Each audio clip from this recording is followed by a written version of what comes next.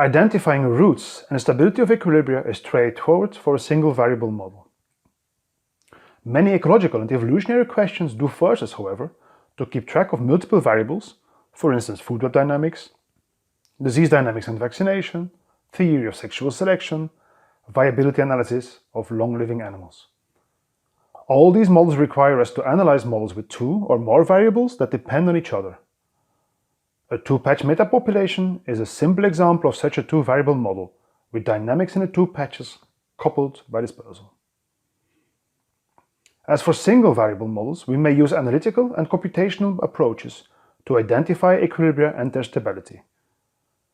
The stability planes are in case for two variables then 2D landscapes, with hills and valleys depicting equilibria, as in the single-variable example. If we plot the changes in population sizes of the two microbes in a phase plane, then we see that the sign of the growth rate eventually determines direction of potential change. It is only going to the center of the vector plot when both growth rates are negative. The equilibrium at the intersection of the axis is then reached from any point in the vector plot, so from any combination of the two species' population sizes. Species or state variables in general may, however, also interact. The dynamics are then described by several equations of multiple variables. For two state variables, it takes the simplest form when interactions are linear.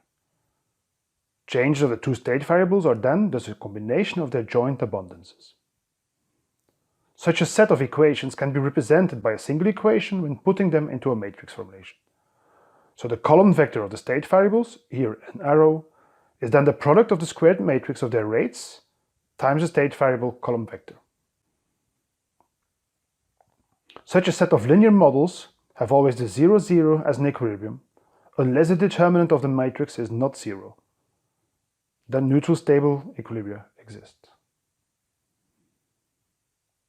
Even more general, when we extend to multiple variables and even nonlinear interactions, the set of equations can always be written in matrix form, and equilibria can always be found by solving all differential equations to 0. This may involve quite complex algebra, as multiple equilibria are expected.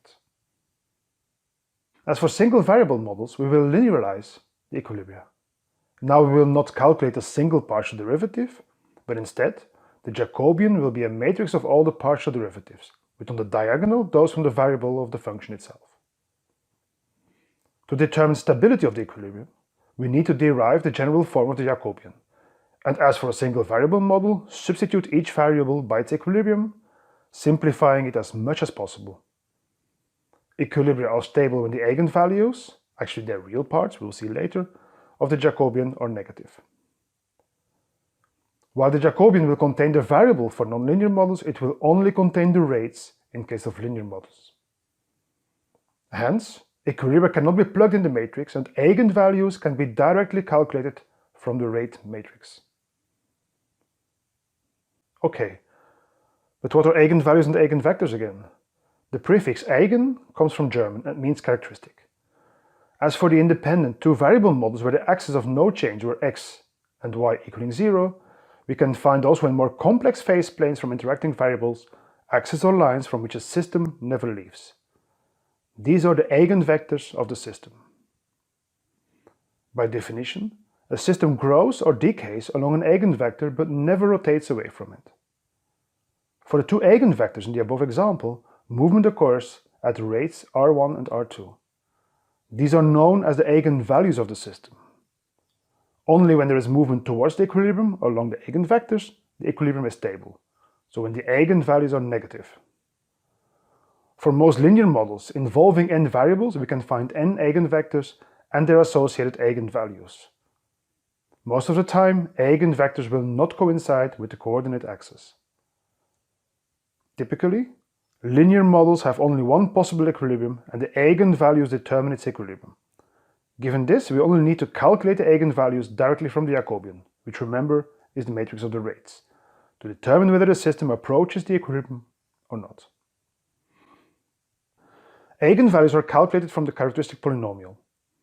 The characteristic polynomial of a matrix is a polynomial associated to a matrix that gives information about the matrix itself. It is closely related to the determinant of a matrix, and its roots are the eigenvalues of the matrix. Eigenvalues are denoted by lambda. It can be used to find these eigenvalues, prove matrix similarity, or characterize a linear transformation from a vector space to itself. The characteristic polynomial for a 2 by 2 matrix takes the form of lambda squared minus a trace times lambda plus a determinant, with for a square matrix with elements a, b, c, d, the trace being a plus d and the determinant being ad minus bc.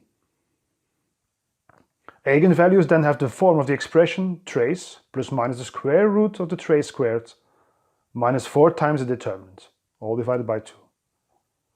As the eigenvalue needs to be negative to obtain a stable equilibrium, this can only be reached when the determinant is positive and the trace negative. But what if the squared trace minus 4 times the determinant is negative? The eigenvalue then takes the form of a plus bi, with the real part a being the trace divided by 2, and the imaginary part b being the square root of the trace squared minus 4 times determinant divided by 2. In case of complex eigenvalues, we get oscillatory solutions, spirals thus. Stable if the real part a is negative, unstable if the real part is positive. If more eigenvalues of a matrix exist, the stability of the equilibria is determined by the leading eigenvalue, the one with the most positive real value. More visually, the phase plane and eigenvectors now look like this. And here is a scheme of all the solutions according to the structure of the eigenvalues. Let's practice now. You will only need paper and pencil. Let's consider the earlier metapopulation model, but now assume that it's a source-sink system. Let's derive the equations with local population changes determined by local demography, IMI, and immigration. As this is a simple linear multivariate model, the equilibrium is 0, 0 only. If we want to understand when the system will persist, we need to find solutions for an unstable equilibrium, hence when the eigenvalues are positive.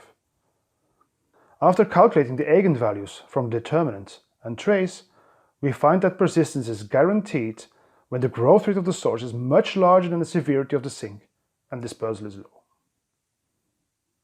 When dispersal is high, the metapopulation functions as one system and is at risk when R1 is much larger than 2D minus R2, so when the sink is very strong and the source weak. For parameterized models, eigenvalues and eigenvectors can be calculated using appropriate computer programs. In R, we use the function eigen. Let us now illustrate this general method again for another set of linear equations, an atmosphere model to understand carbon fluxes between two reservoirs, the atmosphere and the biosphere. Fluxes occur by respiration, FBA, and primary production, FAB. After putting the mass balance equations into matrix formulation, we calculate the Jacobian. Remember, this will be the matrix of all the rates. As for the single variable models, the rate of change of a perturbation near a root equals the Jacobian times the initial perturbation. Now we can decompose the Jacobian matrix for the system properties, with the Jacobian being the product of the column or right eigenvectors times the diagonal matrix of the eigenvalues and the inverse eigenvector, now in raw format. Multiplying both left and right hand terms with the inverse column eigenvector, which is a constant, we obtain a new general perturbation change equation, which is simply the product of the diagonal matrix of the eigenvalues and the new perturbation matrix, delta p. This simple matrix algebra then provides elegant solutions to directly analytically calculate changes of perturbation signs and time. As for one-variable models, the eigenvalues will determine whether the changes in the perturbation from the equilibrium will increase or decrease, so whether the equilibrium is unstable or stable. By describing changes in disturbance by delta p, we are additionally able to calculate two important characteristics of the perturbation. First, the ratio delta pt divided by delta p at the starting condition t0 gives the relative change in the perturbation at time t relative to its starting magnitude.